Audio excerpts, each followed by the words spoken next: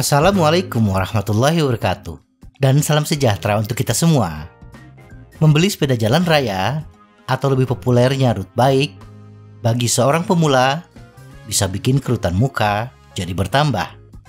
Varian road bike yang sepintas mirip, dan kalau salah beli, kita sudah mengeluarkan uang yang tidak sedikit. Ternyata sepeda tidak sesuai dengan kebutuhan kita. Road bike tidak seperti MTB, yang harganya bisa dikatakan relatif murah atau setidaknya terjangkau. Road bike yang standar saja harganya bisa menyamai MTB kelas menengah. Sebutlah Polygon Stratos S2 yang berada pada daftar paling bawah produksi road bike Polygon. Harganya bisa menyamai MTB Xtrada 6 dengan drivetrain menengahnya. Agar tidak salah beli dan tidak kecewa di kemudian hari, berikut ini hal yang perlu kita ketahui ketika membeli sepeda jalan raya yang cocok untuk kebutuhan kita. 1. Jenis sepeda. Sepintas semua road bike tampilannya sama. Ini yang kadang-kadang membingungkan pemula. Jadi, langkah pertama yang harus kita tentukan adalah memastikan jenis sepeda mana yang cocok untuk aktivitas bersepeda kita. Secara umum, sepeda jalan raya dikelompokkan dalam dua kelompok besar, yaitu balapan dan ketahanan. Nah, bila kita berpatokan pada istilah ini, balapan atau racing dan ketahanan atau endurance, kita mengalami kesulitan ketika memilih sepeda dari satu merek terkenal. Misalnya Polygon. Dalam daftar sepeda jalan raya mereka, ada dua kategori, performance dan all-rounder. Manakah dari kedua kategori ini yang termasuk balapan atau ketahanan? Sepeda balap didesain dengan geometri yang lebih agresif. Geometri agresif ini berarti sepeda memiliki wheelbase yang lebih panjang dan frame stack yang lebih rendah, sehingga memungkinkan pesepeda duduk lebih aerodinamis untuk mengejar kecepatan yang maksimal. Sedangkan sepeda ketahanan didesain dengan geometri yang sebaliknya, untuk memungkinkan posisi pesepeda bisa lebih sedikit tegak. Oleh karena itu, sepeda ketahanan akan memiliki wheelbase yang lebih pendek dan frame stack yang lebih tinggi dibandingkan sepeda balap. Bila kita perhatikan geometri sepeda all-rounder, sepeda tersebut memiliki wheelbase 1001,1 mm dan frame stack 540,5 mm untuk ukuran M. Sedangkan sepeda performance memiliki wheelbase 984,9 mm dan frame stack 533,9 mm untuk ukuran M. Jadi, bisa kita simpulkan bahwa sepeda Polygon All-Rounder termasuk kategori sepeda ketahanan atau endurance. Dan sepeda Polygon Performance termasuk sepeda balap atau racing. Sepeda balap dapat dibagi menjadi dua kategori lagi, ringan dan aero. Sepeda ringan terbaik akan fokus pada bobot, sehingga biasanya menggunakan wheelset yang dangkal, tabung rangka yang lebih kecil, dan fitur tambahan minimal untuk menjaga bobot tetap rendah. Sepeda aero terbaik akan fokus pada kemampuan menghadapi angin. Biasanya wheelset yang digunakan adalah dengan rim yang dalam, dan tabung rangka bagian yang lebih dalam didesain dengan profil aerodinamis. Dalam kategori balapan ini, ada beberapa merek menggabungkan keduanya menjadi sepeda tunggal yang dirancang untuk memadukan keseimbangan optimal keduanya.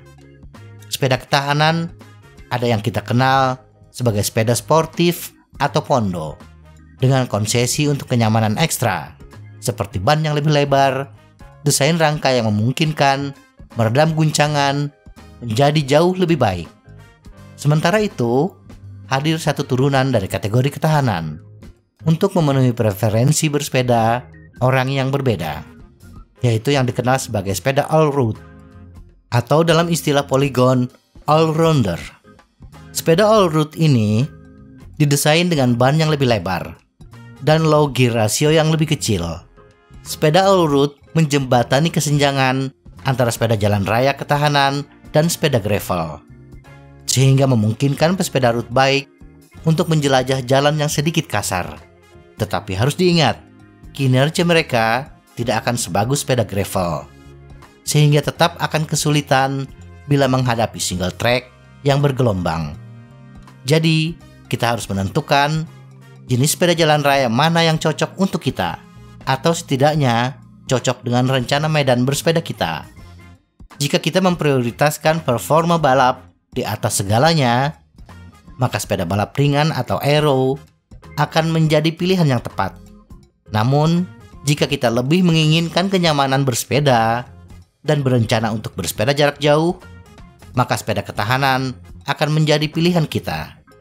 Jika kita ingin menjelajah jalur aspal mulus dan aspal kasar, maka sepeda all-road akan menjadi yang terbaik. Jika kita baru dalam hal ini dan tidak tahu jenis bersepeda apa yang kita sukai atau apa yang ingin kita coba, sebaiknya pilih sepeda yang lebih serbaguna. Walaupun sepeda ketahanan biasanya untuk perjalanan jarak jauh, tetapi dalam urusan kecepatan tidak terlalu tertinggal dengan sepeda balap. Jadi jangan ragu bila salah pilih, karena kita masih bisa mengejar kekurangan dari salah satu jenis sepeda. Dan yang amannya untuk pemula, pilih sepeda ketahanan dahulu, sambil belajar kelenturan tubuh. 2. Berapa ukuran sepeda? Langkah selanjutnya dalam membeli sepeda jalan raya adalah memastikan bahwa apapun yang kita beli, pastikan sepeda yang kita terima dengan ukuran yang benar.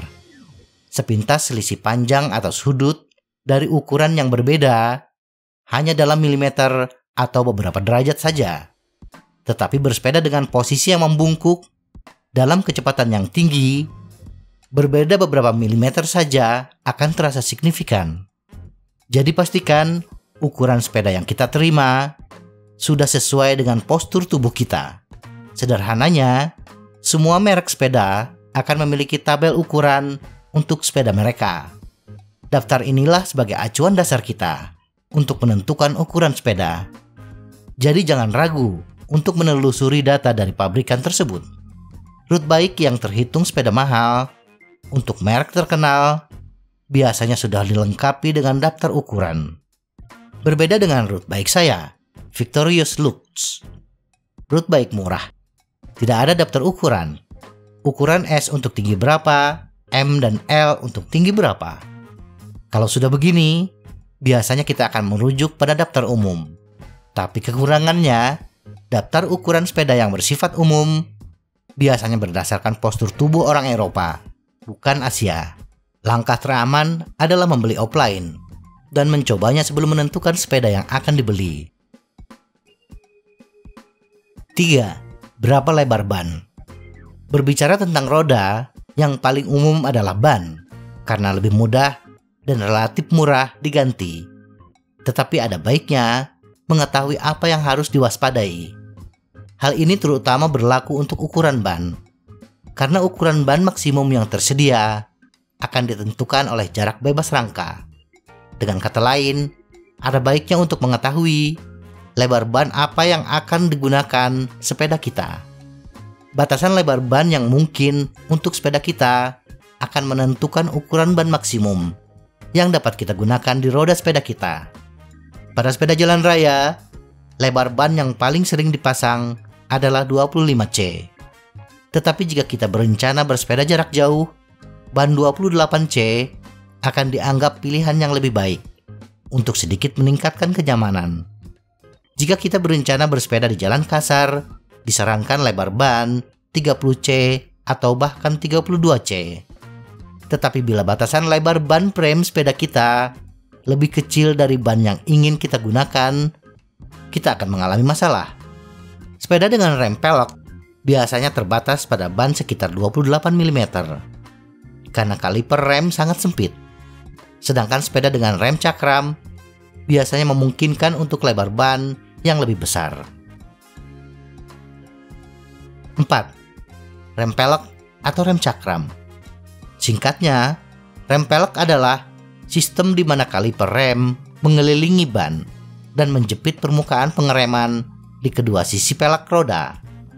Di lain sisi, rem cakram menggunakan rotor rem cakram yang terpasang pada hub roda dan kaliper dipasang pada kaki fork atau chainstay yang menjepit rotor. Rem pelek biasanya sedikit lebih ringan dibandingkan rem cakram.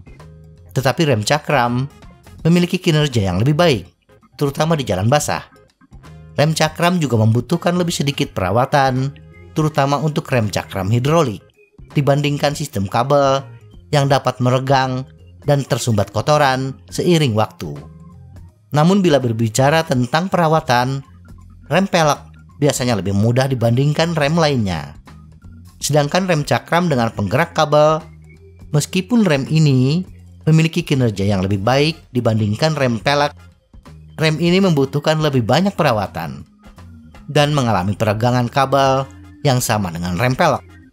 Jadi bila memungkinkan, sebaiknya ganti sistem rem dengan rem cakram hidrolik.